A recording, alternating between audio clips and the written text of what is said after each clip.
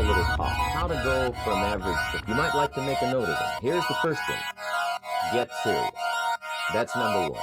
I don't know any substitute for that. You've really got to get serious. You don't have to be grim. But I know a guy that's got half a dozen jokes that can become well. He's not known as this. He's known as which I guess is okay if that's the kind of life you want to live. But it really isn't the best way to live. And you must get serious about two very important things. Number one is setting your goals. Designing the next 5, the next 10 years. So vitally, what do you want to do economically? Where do you want to go? What do you want to be? What would you like to have? What would you like to share? How much would you like to earn? How far would you like to go? Those are some major questions to ask. And for that all to work out like you want it to for the next 5 or 10 years, in my personal opinion, you've got to get serious. Then you have to get serious about another important subject. And that important subject is called personal development. Personal development is striving hard to become the kind of person that you want to be. And to become the kind of person you want to be, you've got to work at it. 10 years from now, you will surely become someone. The big question is, who?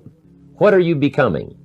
And if you go to work on it now, sure enough, in a very short period of time, you can take on a new direction to become the kind of person you want to be. There's a very important question to ask, and the question is, 10 years from now, you will surely arrive. And the question is, where? So to answer the question of where you want to arrive and the kind of person you want to be, you've got to get serious. So that's point number one.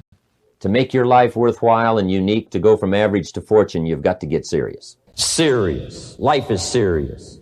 The future is serious. One ancient novelist said, these are the best of times and these are the worst of times.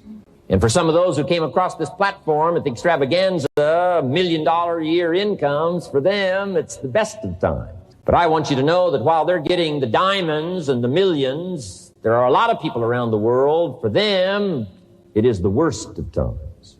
The best of times and the worst of times. That's called serious matter. How come such a difference from those who can reach such incredible heights and those who haven't yet found the answers for their life and their health and their future? We just have to ponder that and let that give us a note of seriousness. It's serious whether you win or lose. It's serious whether you succeed or fail. It's serious whether you've got a good future carved out for yourself or you do not have. These are serious matters. Matters of the heart are serious. Matters of income are serious. Matters of supporting your family, serious. Are you serious? Why? We got a serious matter here to discuss. We haven't come with the latest 10 stories. We've come with a serious matter. And I want you to take on that serious tone. Now, the second point is, get smart.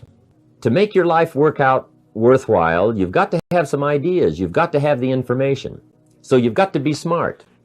In fact, in this decade, you must be much smarter than you were in the last decade. You've got to read the books. You've got to come up with the information. When I have a chance to talk to the high school kids, that's the theme of my talk. Get smart. There's nothing worse than being stupid. And if you will read the books, learn from your experiences, do all the things that you possibly can to get the information, sure enough, you'll be wiser this year than you were last year. And I've got a few techniques that I teach in my seminar on how to get smarter. Keeping a journal, going to the lectures, going to the seminars, listening to the sermons, picking up ideas from other people. You just must keep up this steady process of learning. Never cease your quest for knowledge. And that's one of the key points to go from average to fortune. Get smart. This is called the possibility for life change starts with education. Don't be lazy in learning. Don't be lazy in picking up the ideas. Don't be lazy in learning from your own experience. Learning is the beginning of wealth. Learning is the beginning of life change. Some people want to start with motivation, but you don't start with motivation.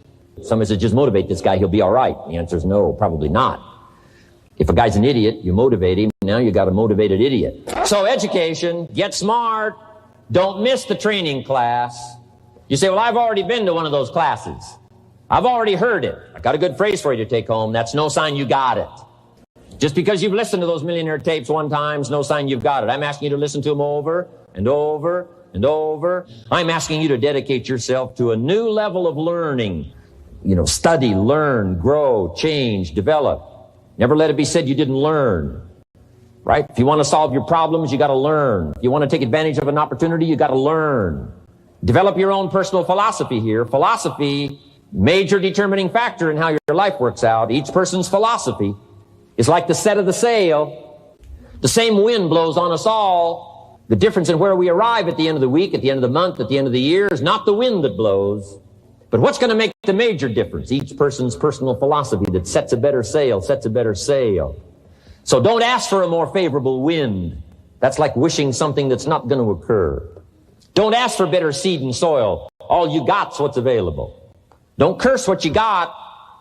The key is to set a better sail and turn what you've got into the miracle of your future. Don't wish it was easier. Wish you were better. Don't wish for less problems. Wish for more skills. And that's the reason for coming here, spending a couple of days of intense effort, taking notes, rolling up your sleeves, going to work, commit yourself to learning so that you can get smarter for the days ahead. Now here's number 3. You've got to get going. All of the things that you've learned will not do you that much good if you don't put it into an action plan. You've got to get going. In my management and leadership seminar, we teach game plans, how to put all the good things that you've learned into action. Economic action, social action, personal action. How to make the changes and how to actually do the work, how to actually function. Get going, that's the key. Some people are ever learning, but they don't put it into action. They don't really take the action. It's like the man who keeps bringing materials to the building site and never builds anything. He keeps bringing in the sand and the gravel and the windows and the doors and the roofing material, and he just stacks up all these supplies, but he never builds anything. See, if you do that long enough, fairly soon they'll come and take you away. You've got to do something with what you've learned. You've got to take action. You've got to get going. So that's one of the most important things to learn, how to design your days, how to design your weeks, how to design the months so that you take the proper action to get the proper return that you're looking for, whether it's economic or personal. Get going. It's a major key. You got to get going. You got to take action. The disciplines is the miracle process. And here's how to get the miracle of your future going as far as disciplines are concerned. Number 1, do what you can. You might go home and set a whole new pace for yourself, and we call it cleaning up neglect.